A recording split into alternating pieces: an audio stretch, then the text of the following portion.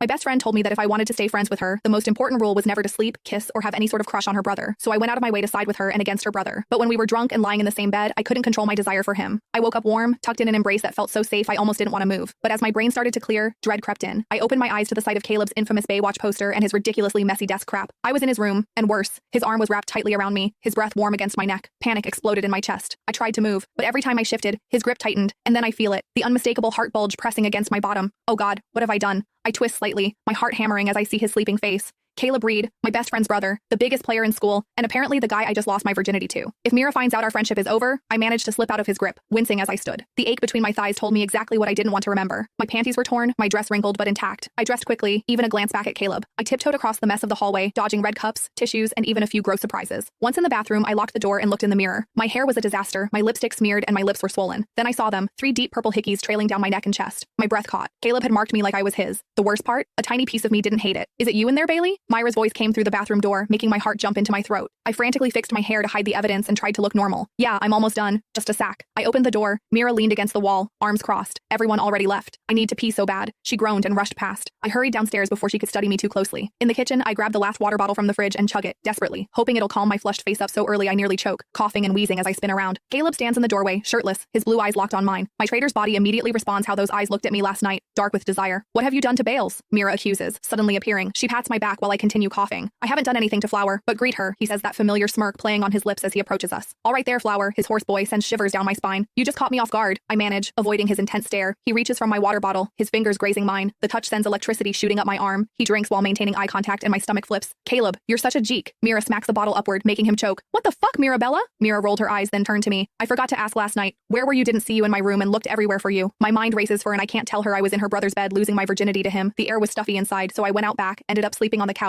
The light burns my throat. She studies me suspiciously. Why didn't you just come to my room? I felt too lazy to walk up those stairs, weakly sneaking a glance at Caleb. He's still watching me with that penetrating stare. Before Mira can interrogate me further, we hear tires screeching outside. She runs to the window, her eyes widening in, oh Shar, Dad and Mom are here. She spins to face Caleb with pure panic. They weren't supposed to be back until tonight. Caleb peeks out the window and groans, raking a hand through his messy hair, mind-grabbing trash bags. Bailey, I nod, grateful for the distraction. I need to get something upstairs. Mira rushes out, clearly abandoning us to face her parents' wrath alone. I turn toward the pantry, but Caleb was suddenly there, standing way too close. I take a step back, but he reaches out and catches my wrist. Flower. His voice is pure sin, making my knees weak. I look up at him, stunned by the heat in his gaze. It was you last night, wasn't it?